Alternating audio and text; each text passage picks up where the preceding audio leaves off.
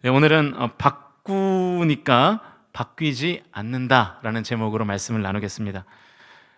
오늘 본문이 학개서입니다. 학개서. 아마 여러분 평생 신앙생활 하셨어도 학개서를 읽는 경우가 많지는 않을 거예요. 그래서 학개서의 배경 설명을 좀 해드려야 될 것 같습니다. 학개서는 총 2개의 장으로 구성되어 있는 짧은 성경이에요. 그래서 학개서는 1장과 2장까지밖에 없습니다. 그래서 저는 신대원 입시 준비할 때 학개서가 2장이라는 걸 이렇게 외웠던 것 같아요. 학의 다리가 몇 개입니까? 2개. 그래서 학개서도 2장이다. 뭐 이렇게 외웠던 기억이 있는데, 아무튼 이 학개서는요, 침체에 빠진 이스라엘 백성들에게 선포한 학개 선지자의 4편의 설교의 내용으로 채워져 있는 성경입니다. 이 학개 선지자의 설교를 듣기 전에 먼저 이 학개서가 쓰였을 당시의 배경을 좀 알 필요가 있습니다. 그래야 본문의 의미가 더 명확해지는 거죠. 이스라엘 백성들은 70년의 바벨론 포로 생활을 하는 동안 나름대로 이 바벨론에서 삶의 터전들을 일구어가며 살았습니다. 그리고 사실 70년이면 것에 우리가 보통 한 세대를 30년에서 35년으로 보거든요. 그러니까 2세대가 이미 지난 때니까 포로가 된 이스라엘 백성들이 70년 동안 이 바벨론에 살면서 자녀를 낳고 또 손주를 낳고 뭐 이런 상황이 된 거예요. 그래서 정착민이 되어 버린 것입니다. 그런데 어느 날 이 고레스라는 바벨론의 왕이 이스라엘의 귀향을 허락해요. 또 귀향을 허락할 뿐만 아니라 너희들 성전도 다시 지어도 된다, 이런 허락까지 하게 되는 거예요. 그러니까 놀라운 일이거든요. 근데 문제는 이 포로된 이스라엘 백성들이 바벨론에 70년 동안 살면서 바벨론의 삶의 터전을 잡고 정착해버리는 게 문제였던 거죠. 이 정착했다는 것은 택함받은 이스라엘 백성들이 바벨론화 되었다는 뜻입니다. 그래서 이방 나라의 삶에 동화돼서 완전히 그냥 바벨론 사람인 듯이 살아가게 된 거예요. 그래서 어떤 현상이 발생했냐면 고향에 돌아가기가 싫은 겁니다. 예루살렘에 가기 싫은 거예요. 여기가 너무 좋은 거예요. 적국이었지만 바벨론이 살만했거든요. 화려한 도시잖아요. 편하고 집도 있고 먹을 양식도 있고 자녀들도 잘 적응해가면 사니까 예루살렘에 돌아가기가 싫었던 것입니다. 그래서 대부분의 이스라엘 백성들이 다시 귀향할 수 있음에도 불구하고 가지 않았습니다. 그럼에도 불구하고 그중 몇몇 사람들이 예루살렘에 돌아갈 것을 결심하죠. 이유는 하나였어요. 성전 재건이라는 비전 하나 때문이었습니다. 무너진 성전을 다시 재건하는 것을 유일한 목표로 삼고 예루살렘으로 다시 돌아갈 것을 결정합니다. 그 위대한 비전을 가지고 바벨론에 갖추어진 삶의 터전을 버리고 다시 황폐한 아무것도 없는 예루살렘으로 가는 것입니다. 귀향한 이스라엘 백성에게 폐허가 된 예루살렘이 보였겠죠. 성전은 파괴됐고 자기들이 예전에 살던 집도 다 없어졌어요. 황무지가 된 고향을 보면서 여러분 얼마나 안타까웠겠습니까? 그 안타까움을 동력 삼아 백성들이 이제 성전 재건을 시작합니다. 아무것도 없는 곳에서 다시 이렇게 무에서 유를 창조하는 것은 쉬운 일이 아니잖아요. 성전을 재건하는 것 자체가 쉬운 일이 아닌데 또 주변국의 방해가 시작돼요. 성전 기초를 올리니까 주변국들의 방해가 시작됩니다. 바벨론의 왕이 성전 기초를 놓는 동안 성전 재건을 허락했던 고레스에서 아닥사스다라는 사람으로 왕이 교체가 돼요. 주변 국가들이 아닥사스다에게 이스라엘을 음해하는 거짓 보고서를 올리기 시작합니다. 아닥사스다는 그 거짓 보고서를 보고 성전 재건을 스탑시킵니다. 그렇게 성전 재건은 중단된 채로 15년이라는 시간을 보냈습니다.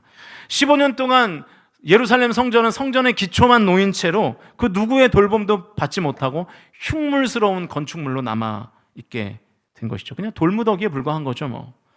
여기까지가 학개서의 배경이에요.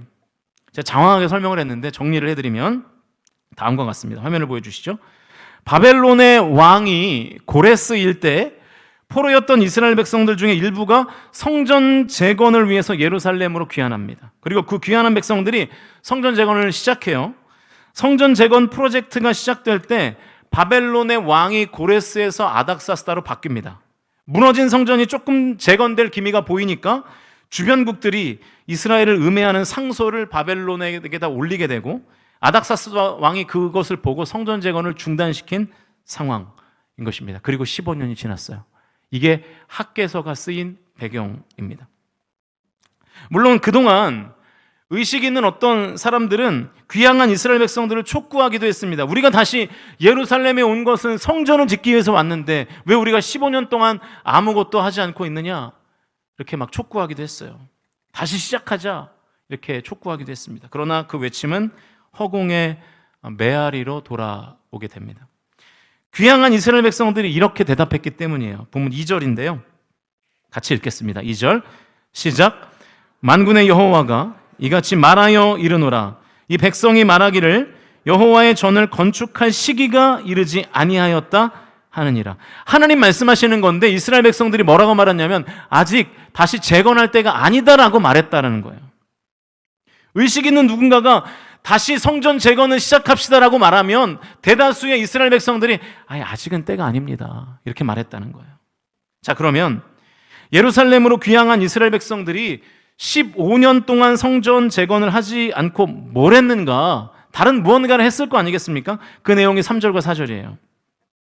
읽겠습니다. 시작. 여호와의 말씀이 선지자 학개에게 임하여 이르시되 이 성전이 황폐하였거늘 너희가 이때에 판벽한 집에 거주하는 것이 옳으냐. 그러니까 성전 재건이 스탑되고 15년 동안 이스라엘 백성들이 뭐 했냐면 판벽한 집을 짓고 살았다는 거예요. 이 4절에 판벽한 집이라는 표현이 나오는데요, 널판으로 지은 집을 말합니다. 그러니까 당시에는 집을 이렇게 흙벽돌로 지었거든요. 그리고 보통 사람들은 그 흙벽돌로 지은 집에 그냥 살았어요.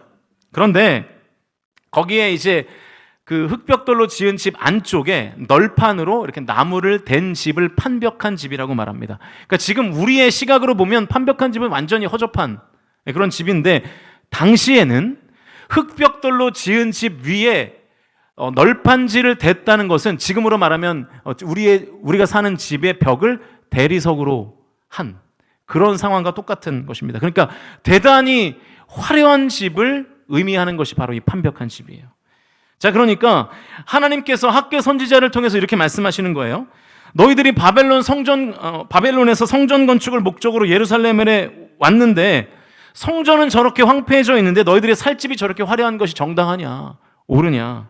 하나님 말씀하시는 것입니다. 너희들이 하나님의 집을 지으려고 왔는데 하나님의 집은 팽개치고 너희들 살 집만 짓고 있구나 말씀하시면서 이스라엘 백성들에게 이렇게 촉구하시죠. 본문 5절 말씀 읽겠습니다. 시작. 그러므로 이제 만군의 여호와가 이같이 말하노니 너희는 너희의 행위를 살필지니라. 다시 한번 생각해 보라는 거예요. 지금 너희들의 행동이 정당한가를 다시 한번 고민해 보라는 것입니다. 반성하라는 말씀인 거죠. 여러분, 여기까지의 말씀을 들으면 좀 하나님이 좀 솔직히 너무 하신 것 같지 않습니까? 살집 좀 짓겠다는데, 살집 좀 잘 짓겠다는데 그게 뭐가 그렇게 죄인가? 그게 뭐가 그렇게 문제인가? 이런 생각이 들잖아요. 그 하나님 도대체 왜 그러시는 걸까요? 이 궁금증을 가지고 계속해서 말씀을 보겠습니다. 6절 말씀 읽겠습니다. 시작. 너희가 많이 뿌릴지라도 수확이 적으며 먹을지라도 배부르지 못하며 마실지라도 흡족하지 못하며 입어도 따뜻하지 못하며 일꾼이 삭슬 받아도 그것을 구멍 뚫어진 전대에 넣음이 되느니라. 굉장히 중요한 말씀인데 이스라엘 백성들이 이제 집을 마련한 다음에 뭘 하고 싶었냐면 소유를 좀 늘리고 싶었어요. 재산을 좀 늘리고 싶었어요. 그래서 또다시 성전 재건을 미루고 또 열심히 일한 거예요. 그런데 문제는 뭐냐면 그 일에 대한 성과가 안 나타나요. 씨를 뿌렸는데요, 수확이 없어요. 물을 열심히 마셨는데 갈증이 해소되지가 않아요. 옷을 2겹, 3겹 껴입었는데도 불구하고 몸이 따뜻하지가 않은 거예요. 열심히 돈을 벌었는데 마치 전대의 밑에 구멍이 난 것처럼 돈이 술술 다 빠져나가요. 이런 일들이 바벨론에서 이스라엘로 건너한 백성들 사이에서 벌어지는 것입니다. 성전 재건까지 미뤄가면서 열심히 일을 했는데 삶이 그다지 나아지지가 않는 거예요. 삶의 변화가 없어요. 성과가 안 나타나는 거죠. 열심히 살았는데 성과도 안 나타나고 삶이 만족스럽지가 않은 것입니다. 그래서 이스라엘 백성들이 아까 읽었던 2절에서 이렇게 말하는 거예요. 지금은 성전을 재건할 때가 아니야. 우리 먹고 살기도 바빠. 왜냐하면 성과가 안 나오니까요. 지금도 거의 모든 시간을 할애해서 일을 해도 삶이 나아지지가 않는데 무슨 성전 재건이냐. 성전은 나중에 우리의 삶이 좀 더 나아지면 그때 해도 늦지 않다. 지금은 때가 아니다. 이렇게 판단했던 거죠. 자, 여러분 여기부터 중요한데요. 잘 들어보십시오. 그렇다고 여러분 또 오해하지 마시고요. 제가 뭐 성전 건축하려고 지금 이런 설교하는 거 아닙니다. 절대로 오해하지 마십시오. 지금 이스라엘 백성들의 논리가 뭐냐면 먹고 살기도 힘들어서 성전 건축할 여유가 없다는 거예요. 지금은 힘들어서 못하고 나중에 형편이 나아지면 할게. 이것이 이스라엘 백성들의 논리였습니다. 이런 이스라엘 백성들의 논리에 하나님께서 또 다른 논리를 제시하시는데요. 9절입니다. 9절 읽겠습니다. 시작. 너희가 많은 것을 바랐으나 도리어 적었고 너희가 그것을 집으로 가져갔으나 내가 불어버렸느니라. 나 만군의 여호와가 말하노라. 이것이 무슨 까닭이냐? 내 집은 황폐하였으되 너희는 각각 자기의 집을 짓기 위하여 빨랐습니다. 자, 보십시오. 이스라엘 백성들이 일한 만큼 성과가 안 나오는 이유가 있는데 하나님이 그 이유를 설명하시는데 9절 중간에 나오잖아요. 내가 불어버렸다라는 거예요. 너희들이 열심히 일을 해서 뭔가를 모아놓으면 하나님이 불어버리셨다는 거예요. 너희들이 그래서 많은 것을 바랬지만 도리어 적었던 이유는 내가 그것을 불어버렸기 때문이다. 그러니까 이스라엘 백성들이 모아놓으면 하나님이 불어버리시고 또 모아놓으면 불어버리시고 하나님이 그런 일을 하셨다는 거예요. 자, 이스라엘 백성들의 형편이 좋아지지 않은 이유가 뭐라고요? 하나님이 그 형편을 불어버리셔서 형편이 나아지지 않았다라는 것입니다. 하나님 좀 너무하시죠? 자, 그러면 하나님이 왜 이스라엘 백성들이 열심히 일한 것을 불어버리셨나요? 9절 뒷부분에 나오죠. 이것이 무슨 까닭이냐? 뭐 때문이에요?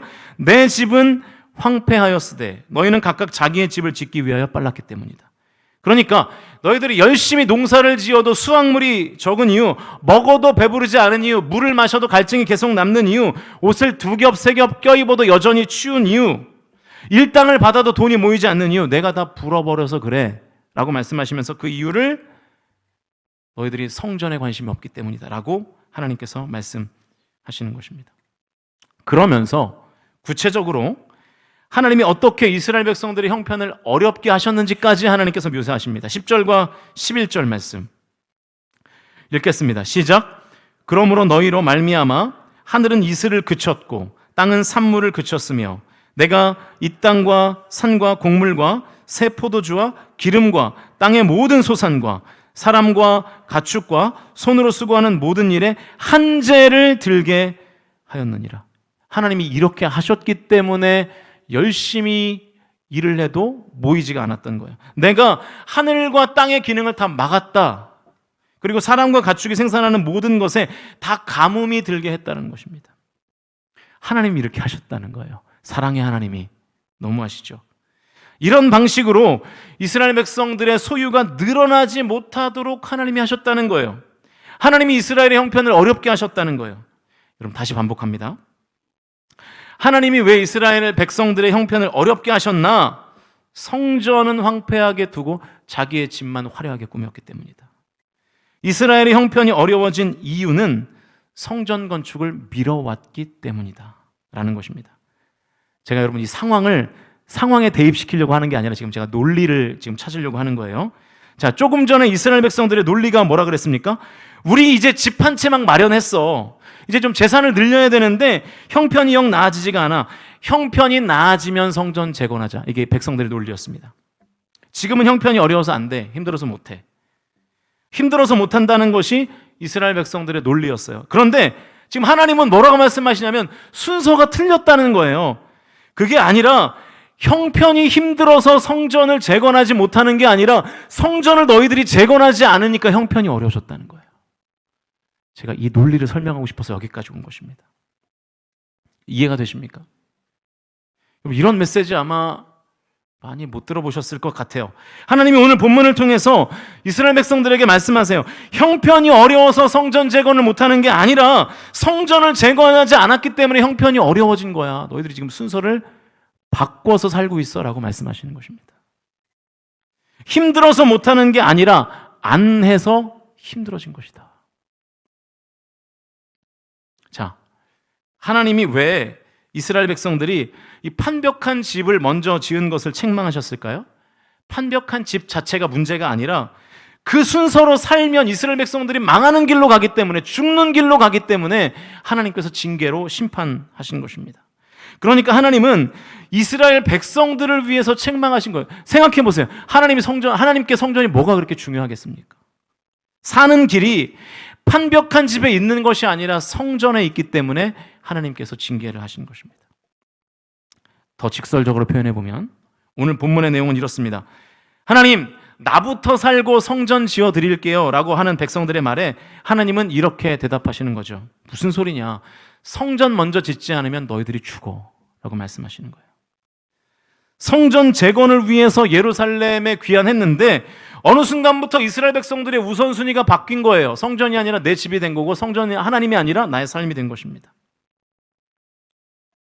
우선순위를 바꾸면 삶이 나아질 줄 알았는데 우선순위를 바꾸니까 삶도 바뀌지가 않아요. 삶도 나아지지가 않아요. 영적인 순서를 바꾸니까 삶도 바뀌질 않는 거예요. 사랑하는 성도 여러분, 여러분 이 메시지를 기억하십시오. 하나님의 순서를 절대로 바꾸지 않는 진정한 성도들 되실 수 있기를 주님의 이름으로 간절히 축원드립니다. 여러분 인생에서요, 절대로 바뀔 수 없는 순서들이 있습니다. 예를 들면 태어난 순서는 바꿀 수 없잖아요. 맞아요? 그죠? 바꿀 수 없죠. 제가 예전에도 한번 이렇게 지나가는 이야기로 말씀드린 적이 있는 것 같은데, 제가 예전에 조치원교회 사역할 때 일주일 사이에 저를 모르는 두 명의 어떤 사람들이 제 얼굴을 빤히 보면서 누구를 닮았다는 거예요. 벌써 웃으시면 어떡합니까? 네. 저보고 어떤 가수를 닮았대요.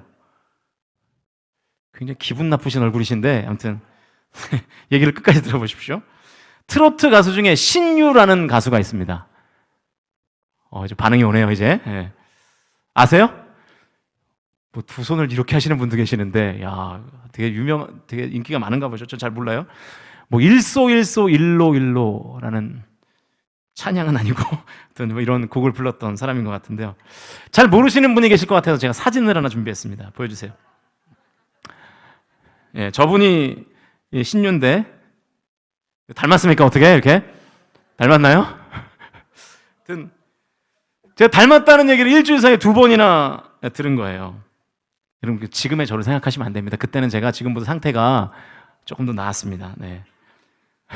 사실은 더 비슷하게 보이려고 신유의 사진 중에 조금 더 덜 잘생긴 사진을 이제 갖고 왔는데, 사실은 저 사진보다 더 잘생겼어요. 한 장 더 보여주시면 저렇게 아주 훈남이신데, 저렇게 잘생긴 미남인데도 제가 신유를 닮았다는 소리를 듣는 순간 굉장히 기분이 나쁘더라고요. 이유가 있습니다. 신유라는 가수는 1982년생이에요. 저는 1980년생입니다. 여러분, 누가 누구를 닮은 겁니까? 그죠? 신유가 저를 닮은 거죠. 제가 어떻게 신유를 닮습니까? 제가 먼저 태어났는데. 여러분, 이 태어난 출생의 순서는 절대로 바뀔 수가 없는 건데, 이걸 받고 나서 저는 굉장히 기분이 나쁘더라고요. 순서 얘기를 하느라고 잠깐 농담을 했습니다. 여러분, 절대로 바꿀 수 없는, 바뀌면 안 되는 순서가 있다는 거예요. 하나님이 지금 이스라엘 백성들에게 너희들이 지금 순서를 바꿔서 살고 있다고 지적하시는 거예요. 형편이 어려워서 성전 못 짓는다고? 아니야, 착각이야. 성전을 안 지었기 때문에 형편이 어려우신 거야. 여러분 잘 생각해 보세요. 단순히 무슨 뭐 건축을 하고 이런 문제가 아니라 우리의 삶의 논리가 이와 비슷하지 않습니까? 우리가 신앙생활을 이렇게 말이 안 되는 순서로 하고 있지 않나요? 신앙생활을 바뀐 순서로 하고 있어요. 신앙생활을 거꾸로 하고 있다고요. 말도 안 되는 신앙생활을 우리가 하면서 하나님의 은혜를 바라고, 하나님의 임재를 바라고, 하나님의 역사를 바라고, 하나님의 기적을 바란다고요. 우리에게 적용해보면 이렇게 말하는 것과 똑같죠. 하나님, 삶이 조금 안정되면 순종하겠습니다. 하나님, 조금 바쁜 일이 지나면 예배 나가겠습니다. 하나님, 제가 좀 더 풍요로워지면 하나님 앞에 물질을 드리겠습니다. 이렇게 말하는 거예요. 그럴 때 하나님이 이렇게 말씀하시는 겁니다. 순서가 바뀌었다. 순종하지 않으니까 삶이 안정되지 않는 거야 라고 말씀하시는 겁니다. 우린 이렇게 말하죠. 하나님, 바쁜 것이 좀 지나가면 기도하겠습니다 라고 말할 때 하나님은 아니야, 순서가 바뀌었어. 기도하지 않으니까 삶이 쓸데없이 바쁜 거야 라고 말씀하시는 거예요. 우리는 하나님, 이 문제만 해결되면 제가 주님을 섬기겠습니다 라고 말하는데 하나님은 너 무슨 소리 하냐, 순서가 바뀌었잖아, 나를 열심히 섬겨야 그 문제가 해결되는 거야 라고 말씀하시는 거예요. 여러분, 이거 제가 하는 말이 아니고요, 하나님이 오늘 본문을 통해서 그렇게 말씀하시는 것입니다. 오늘 본문에서 이스라엘 백성들을 보십시오. 바뀐 순서로 사니까 형편도 바뀌질 않아요. 바꾸니까 바뀌지 않습니다. 둘 다 놓친 거예요. 형편도 놓쳤고요, 하나님도 놓쳤어요. 순서가 바뀌면 여러분 둘 다 놓치게 됩니다.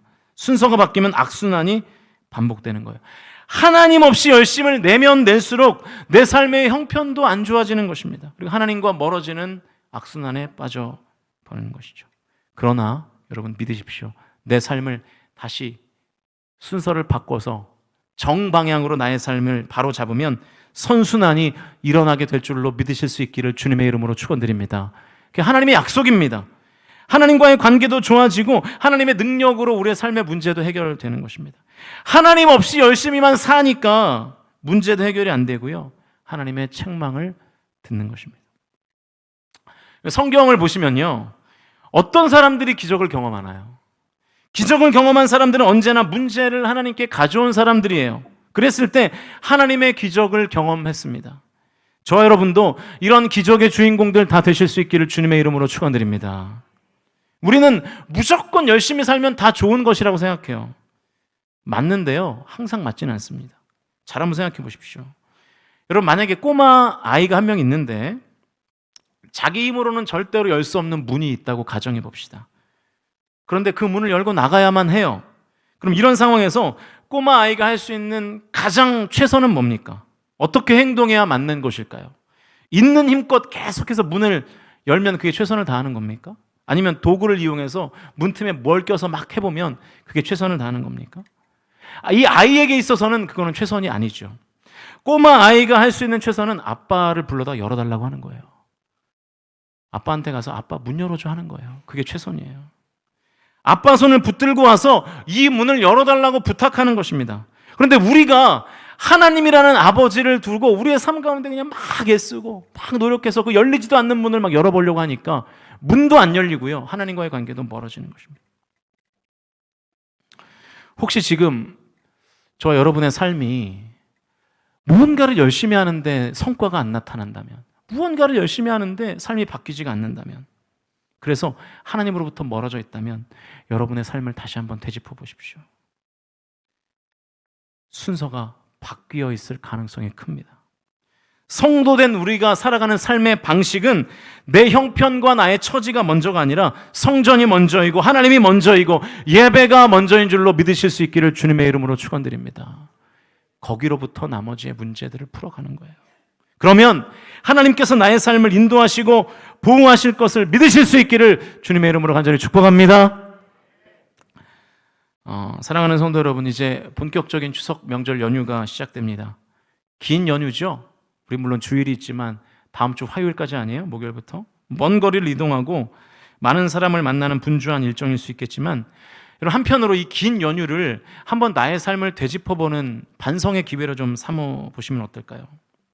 오늘 본문에서 하나님은 이스라엘 백성들에게 5절에서도 말씀하시고 7절에서도 이렇게 말씀하십니다. 7절 말씀 같이 읽겠습니다. 시작. 만군의 여호와가 말하노니 너희는 자기의 행위를 살필지니라. 여러분, 이번 명절 연휴를 나의 행위를 한번 살펴보는 기회로 삼아 보십시오. 그래서 나의 삶의 순서가 바뀌어 있는 것은 아닌가. 그리고 꼭 기억하십시오.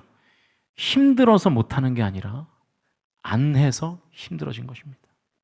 이 영적 진리를 붙들고 하나님의 순서에 맞게 신앙생활 하심으로 저와 여러분의 삶 가운데 하나님의 일하심이 나타나고 저와 여러분의 삶 가운데 날마다 하나님의 인도하심이 있는 복된 삶이 되실 수 있기를 주님의 이름으로 간절히 축원드립니다. 이제 말씀을 정리하겠습니다. 오늘 설교의 메시지와 딱 들어맞는 성구가 있어서 우리가 그 말씀을 함께 힘있게 선포하고 마치려고 합니다. 요한 3서 1장 2절 말씀 같이 읽어볼까요? 시작. 사랑하는 자여, 내 영혼이 잘됨 같이 내가 범사에 잘되고 강건하기를 내가 간구하노라. 여러분 잘 보시면 영혼과 범사가, 제가 언젠가도 이거 한번 얘기했던 것 같은데, 영혼과 범사가 연동되어 있습니다. 영혼 따로 범사 따로가 아니고 영혼과 범사가 연결되어 있어요. 이 사도 요한의 축복의 메시지인데요, 여러분 우리는 다 범사가 잘 되기 원해요. 그런데 하나님이 일하시는 방식은 뭐냐면 우리의 영혼이 잘된 만큼만 범사가 잘 된다는 거예요. 범사만 잘 될 수 없다는 거예요. 우리의 영혼이 잘 돼야 우리의 범사도 잘 되는 것입니다. 그러니까 순서를 바꿔서 하나님과의 관계가 틀어지면 영혼이 잘 될 리가 없겠죠. 그럼 범사도 잘 될 리가 없는 거예요. 오늘 학개서의 상황과 똑같은 것입니다. 혹시 하나님 없이 우리의 범사가 잘 되더라도, 눈에 보이는 잘됨이 있더라도 그 잘됨을 온전히 우리가 누리지 못하는 것이죠. 그러므로 사랑하는 성도 여러분, 여러분의 영혼을 잘 되게 하는 일에 에너지를 쓰실 수 있기를 주님의 이름으로 축원드립니다. 여러분의 영혼이 잘 되는 일에 여러분의 시간을 쓰세요. 여러분의 영혼이 잘 되는 인간관계를 만드세요. 여러분의 영혼이 잘 되는 영적 건강한 습관을 기르십시오. 이 순서를 바꾸면요, 우리의 삶에 곤고가 찾아옵니다. 반대로 하나님과의 관계를, 나의 영혼을 건강하게 관리하는 일을 우리가 소홀히 하면 우리의 영혼도 무너지고, 우리의 영혼이 무너지는 만큼 우리의 삶도 무너지게 되는 것입니다. 여러분, 혹시 지금 나의 영혼이 망가져가고 있지 않습니까? 그거 방치하지 마십시오. 심각한 일입니다. 영혼이 망가지는 것은 간단합니다. 나의 몸이 나쁜 음식을 먹으면 망가지듯이 나의 영혼도 나쁜 것에 노출되면 망가지게 되어 있어요. 그러나 하나님의 말씀, 하나님을 찬양하는 일, 경건생활, 예배, 기도의 습관, 이런 것에 나의 영혼을 노출시키면 나의 영혼은 강건하여 잘되게 될 줄로 믿습니다. 그러면 나의 영혼이 잘된 만큼 나의 범사도 잘되게 될 줄로 믿습니다. 연동된다는 것을 기억하십시오. 그리고 여러분, 절대로 착각하지 마세요. 범사가 망가져서 나의 영혼이 망가진 게 아니라 나의 영혼이 망가졌기 때문에 범사도 망가지는 것입니다. 오늘 이 시간 함께 예배하는 저와 여러분이 영혼이 잘 되는 만큼 범사도 잘 되는 하나님의 복을 누리실 수 있기를 주님의 이름으로 간절히 축원드립니다.